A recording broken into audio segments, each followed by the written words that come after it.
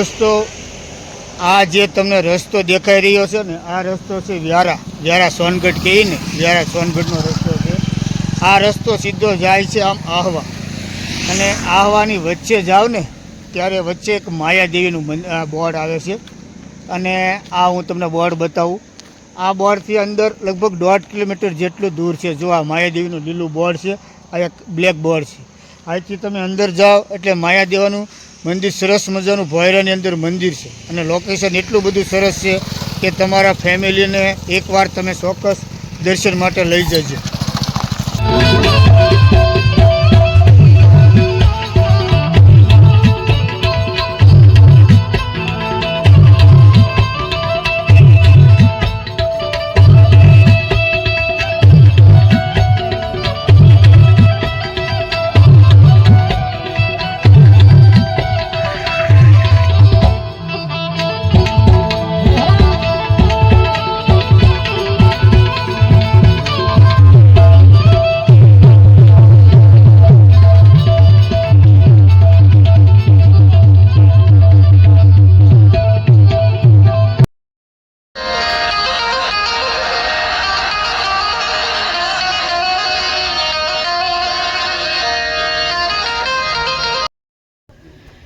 Hello friend, welcome back my YouTube channel Parmar Rajesh. जे Rajesh digital नामनी अपनी नवी चैनल करी है एमां आपनुं हार्दिक स्वागत है। दोस्तों आज मारे आ यूट्यूब चैनलनो फर्स्ट ब्लॉग है। दोस्तों अपनी बीजी चैनल है एमां पण ब्लॉग आवता रहेशे, पण आज मैं नवी चैनलનું ओपनिंग करवुं छे अने नवी चैनलનું ओपनिंग करवुं छे त्यारे मने एटलो हरख थाय छे कि आपणे माताजीना धामथी शरूआत करीए। तो दोस्तों जो आ तमने जे लोकेशन देखाई रह्युं छे ने आ लोकेशन है डांग जिल्लाનું વઘઈ તાલુકાનું કાકરતા ગામ અને કાકરતા ગામની અંદર અહીંથી આપણે જવાનું છે માયાદેવી મંદિર। માયાદેવી મંદિર એક એવું સરસ મજાનું લોકેશન છે કે ત્યાં ટુરિસ્ટો ખૂબ મોટી સંખ્યાની અંદર આવે છે અને આપણી સાથે છે આ બ્લોગ બનાવવા માટે અત્યારે ચેતનભાઈ। ચેતનભાઈ શું કહેશો તમારા અમારા ઓડિયન્સને? મારું નામ છે તુમડા ચેતનભાઈ સોમલભાઈ, मैं હું અહીંનો સ્થાનિક છું। આ જે મંદિરનો ટ્રસ્ટ છે એમની ટોટલ દેખરેખ હું જાતે રાખું છું। અહીંયા હર હંમેશા લોકોની ટ્રાફિક એટલી બધી વધતી જાય છે, ઘણા બધા ટુરિસ્ટો જે છે દૂર દૂરથી આવે છે, પણ ક્યારેક કોઈકને લોકેશન મળતું નથી। જંગલ એરિયો છે એટલે નેટવર્ક હિસાબે ક્યારેક લોકેશન અહીંયા મળી નથી રહેતું, બરાબર। પણ ટોટલ જે વ્લોગ છે તેમાં આપણે બતાવીશું કે સુરતથી સમથિંગ 85 કિલોમીટર થાય છે। વ્યારા જે છે, વ્યારા શહેર જે છે ત્યાંથી 28 કિલોમીટર। સામે જઈએ તો આપણે વઘઈથી સેમ 28 કિલોમીટર થાય છે। ભેંસકાતરી નામનું જે લોકેશન છે ત્યાંથી આપણે ટર્નિંગ લઈને 1.5 કિલોમીટર અંદર આવવાનું છે। ભેંસકાતરી લોકેશન ખાસ ધ્યાન રાખવાનું, ચેકપોસ્ટ છે ભેંસકાતરી લોકેશન, ફોરેસ્ટવાળાની ચેકપોસ્ટ છે ત્યાંથી 1.5 કિલોમીટર અંદર આવવાનું છે। Thank you Chetanbhai. હવે આગળની માહિતી તમે આપણે જ્યાં માતાજી ધારે રસ્તે જઈ ત્યાં જઈને તમે આપજો। હું તમને આ બહારનું લોકેશન બતાવું છું જેથી તમને આવવામાં અનુકૂળતા રહે, તમે બરાબર જોઈ લેજો। આ છે આની પાર્કિંગ વ્યવસ્થા। અહીંયા પાર્કિંગનો કોઈ પણ જાતનો શુલ્ક લેવામાં આવતો નથી, ફ્રી પાર્કિંગ વ્યવસ્થા છે। મોટર હોય, સ્કૂટર હોય કે કોઈ પણ જાતનું તમારી પાસે વાહન હોય તમે અહીંયા ફ્રીમાં પાર્ક કરી શકો છો। અહીંયાનો મુખ્ય પ્રવેશ દ્વાર છે। જે માયાદેવી મંદિરે આપણે જવાનું છે ને દોસ્તો, ત્યાંનો મુખ્ય પ્રવેશ દ્વાર છે। પણ એ પહેલાં તમને હું જે આ રજિસ્ટ્રેશન થાય છે, આ રજિસ્ટ્રેશનની ઓફિસ છે અને અહીંથી તમારે એક વ્યક્તિના 10 રૂપિયા છે। તમારે ફોટોગ્રાફી કરવી હોય, શૂટિંગ કરવું હોય તો એના 500 રૂપિયા ફી છે।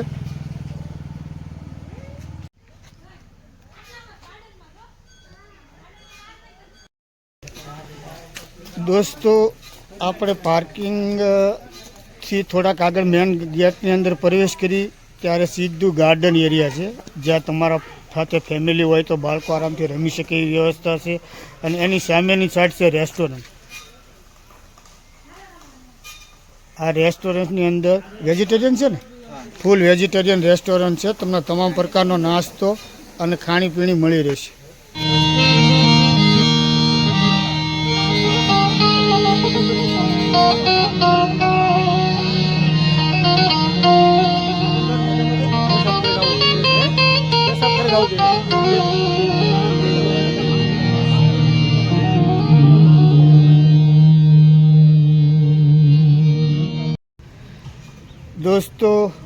આપણે થોડાક 100 મીટર જેટલા આગળ આવી પાર્કિંગથી એટલે એક રામેશ્વર મહાદેવનું મંદિર છે.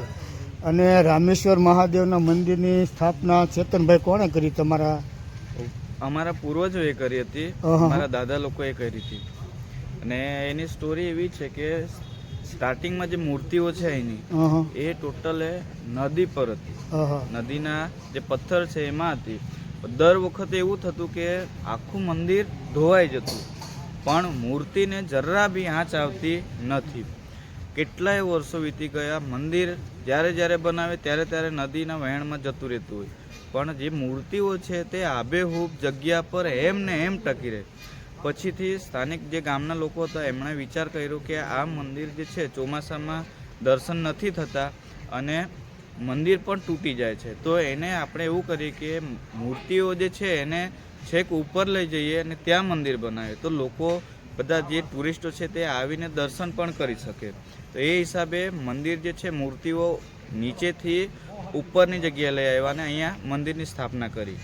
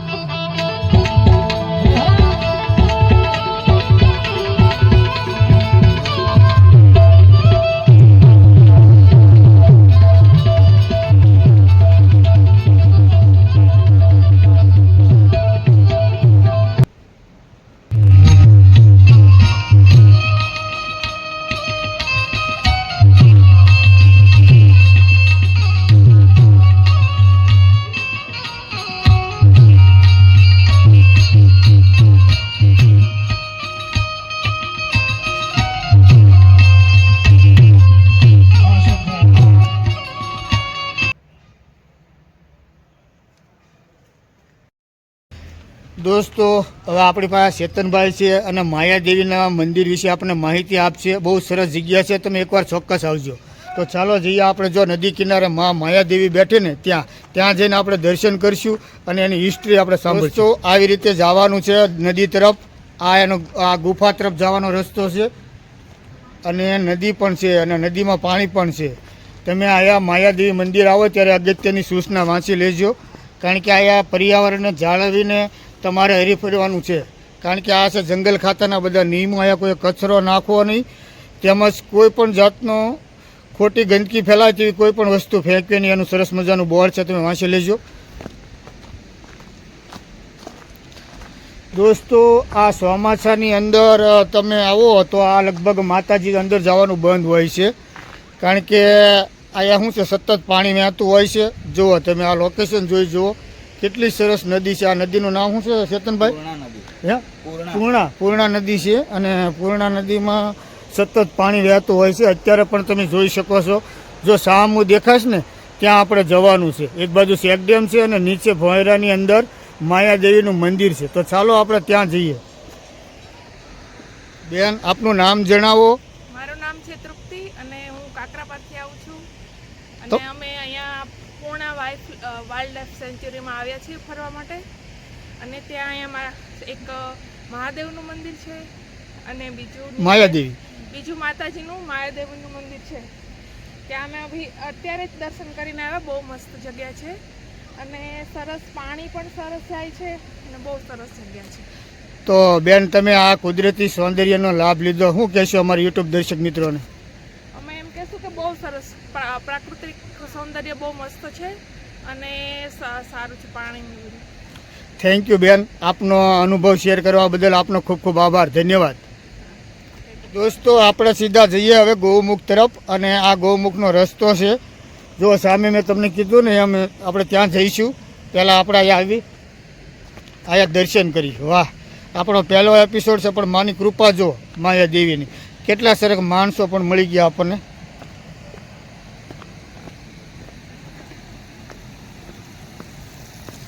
આ ગૌમુખ છે દોસ્તો. અને આ ગૌમુખની અંદર ચેતનભાઈ સરસ 24 કલાક પાણી પડ્યા જ કરે 24 કલાક અને 12 માસ વર્ષોથી 12 માસ હા, હા, પાણી હા. ક્યાંથી આવતું છે કોઈને કાંઈ ખબર નથી. હા હા હા દોસ્તો આ છે ગૌમુખ અને ગૌમુખની અંદર આની અંદરથી જળ પ્રવાહ જેને આપણે કહીએ ને પાણી એ ક્યાંથી આવતું કોઈને ખબર નથી. 24 કલાક અને 12 માસ આવે છે. તમે એકવાર ચોક્કસ આ દર્શન કરજો દોસ્તો. વાહ ભાઈ વાહ, જય ગૌમુખ ગંગા. દોસ્તો આ જે ચેતનભાઈ ઊભા છે ને, ચેતનભાઈ ઊભા તે માતાજી માયાદેવીનું મુખ્ય મંદિર છે, પણ એ મંદિર દર વર્ષે ધોવાઈ જાય છે. જો એના ચોખ્ખા પાયા દેખાય છે. જો આ પાયા છે, આ પાયા છે. દર વર્ષે એટલું બધું પાણીનો પ્રવાહ હોય છે કે દર વર્ષે આ મંદિર ધોવાઈ જાય છે. અને ફૂલ આ પૂર્ણા નદી એકદમ ધોધમાર પ્રવાહમાં, જેને આપણે ઘોડાપુર કહીએ ને એવી રીતે જતી હોય છે. જો દૂર દૂર સુધી તમને પબ્લિક દેખાશે ને એ બધા વન ડે ટૂર ગોઠવી અને એક દિવસનું અહીંયા ભોજન જમવા માટે આવતા હોય છે. તો ચાલો જઈએ હવે સીધા આપણે માતાજીના દર્શન કરવા માટે. તો ચેતનભાઈ જે આ તળાવ દેખાય છે આ કયો કુંડ છે? આ જે કુંડ છે એને અંજની કુંડ તરીકે ઓળખવામાં આવે છે. એટલા માટે અંજની કુંડ કે સામે જે માયાદેવીમાં જે મંદિર છે નાનું, સામે મંદિર છે એ હનુમાનજીનું મંદિર છે અને એ પણ કુદરતી મૂર્તિ. તો એ કુદરતી મૂર્તિ જે પ્રગટ થયેલી હતી તે આ કુંડમાંથી પ્રગટ થયેલી હતી. આપણે મંદિરમાં જોઈ શકીએ છીએ કે એની હાઈટ 3 થી 4 ફૂટ જેટલી છે, પણ ખરેખર 10 થી 12 ફૂટ જેટલી હાઈટની આખી મૂર્તિ છે. વડીલો જે અમારા હતા એમણે આ તળાવમાંથી એને ઢોલ નગારા સાથે અહીંથી ઉચકીને એને સ્થાપના, માયાદેવી જે નાનું મંદિર દેખાય છે એમાં એની આખી સ્થાપના કરી હતી. એ સમયે ભજન કીર્તનથી બધી પ્રાણ પ્રતિષ્ઠાની જે પ્રક્રિયા છે ટોટલી આખી પૂરી કરીને એને અહીંથી લઈ જવામાં આવી હતી. અને ખાસ એવું કહેવામાં આવે છે કે અહીંયા હનુમાન દાદાજી ખરા એ આબેહૂબ અને સ્વયંભૂ રહેતા હતા. એટલા માટે કે જે ટાઈમે લાસ્ટ ટાઈમે પૂર આવ્યો હતો અને એટલો બધો પૂર હતો તો ગામમાં પાણી આખું ભરાઈ ગયું હતું. ગામવાસીઓને એમણે ખુદ જાહેર કર્યું હતું કે જુઓ લોકો, તમે જાગતા રહેજો. આજે જે આ પૂર આવ્યું છે એમાં હું પણ જતો રહેવાનો છું, તમારું કંઈ નક્કી નથી, તો તમે જાગતા રહેજો અને ગામથી દૂર રહેજો. એમ કરીને ખુદ એમણે વાણી જે હતી એ બોલીને પછી અહીંથી એમણે વિસર્જન કરીને અહીંથી પલાયન થયા હતા. કોણ? માયાદેવી? ના, હનુમાન દાદાજી જે છે. હનુમાનજી દાદા. ટૂંકમાં હનુમાનજી દાદાએ સપનું આપ્યું ગામમાં. હા, ગામમાં જાણ કોને થાય એવું કોઈ માણસ વ્યક્તિ છે આપણી પાસે? ગામમાં છે, ઘણા બધા છે. જે પડઘો જે સંભળાયેલો કે અચ્છા. તમે ભાગી જાઓ, ભાગી ગામ જાઓ. છોડીને ભાગી જાઓ, એ પડઘો વડીલો એ બધાએ સાંભળેલો હતો. વાહ ભાઈ વાહ, હનુમાનજી દાદા. હમ. વાહ ભાઈ. અને પછી અહીંથી એને સ્થળાંતર કર્યું. હા, પછી અહીંથી એમણે સ્થળાંતર કર્યું. હા.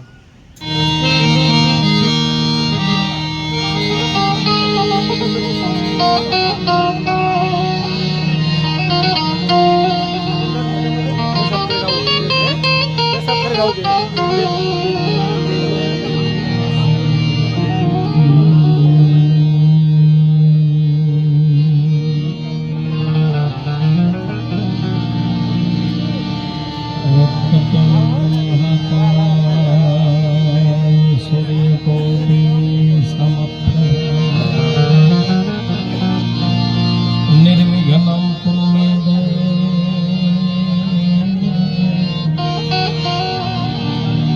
सर्वथा. તો ચેતનભાઈ, મને જે આ ખાઈ દેખાઈ રહી છે એના વિશે અમારા યુટ્યુબ દર્શક મિત્રોને માહિતી આપો, જેથી કરીને ખ્યાલ આવે કે આ ખાઈ નથી પણ આનું મહત્વ શું છે, જે આને પુરાણોમાં આને શું ઉલ્લેખ હતો આનો એમ. અહીંયા જે આ તમને સિંગલ એક ખાઈ દેખાતી છે, બરાબર? આ સિંગલ ખાઈ આગળ જઈને ટોટલ એના 9 ભાગ થાય છે. કેટલા? ટોટલ 9 ભાગ થાય છે. જે સેમ આ સિંગલ ભાગ દેખાતો છે હમણાં, એક નહેર જેવો ભાગ દેખાતો છે તમને, એવા આગળ જઈને કુલ 9 ભાગ થતા છે. એને 9 દારા, 9 દારા એટલે કે 9 દરવાજા, ચમબારા એમ કરીને એને લોકલ ભાષામાં સ્થાનિક જગ્યાને ચમબારા, 9 દારા એમ કરીને એને ઓળખવામાં આવે છે. તમે સામે જોઈ શકો, એક સામે પટ્ટો દેખાય છે. એને સાડીની ઘડી તરીકે ઓળખવામાં આવે છે.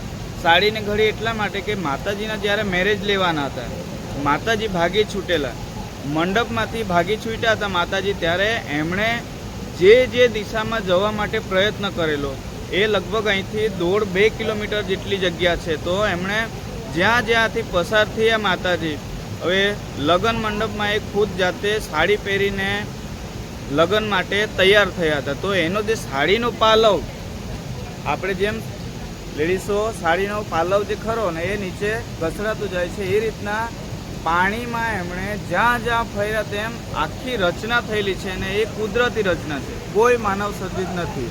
આબેહૂબ તમે જોઈ શકો, સામેની સાઈડે એક એવી રચના થયેલી છે કે જેને સાડીની ઘડી તરીકે ઓળખવામાં આવે છે. અને એ લગભગ 9 ભાગ, આ એક સિંગલ પટ નદી છે અને આ જે પથ્થરો દેખાય છે તમને, એ પથ્થરને આખું કોતરીને 9 ભાગમાં એમણે જ્યાંથી પસાર થયા ત્યાંથી 9 ભાગમાં એમણે આખા નદીને જે કાયાપલટ કહેવાય એના 9 ભાગ તમને હજી સુધી આબેહૂબ જોવા મળે છે અને કુદરતી છે.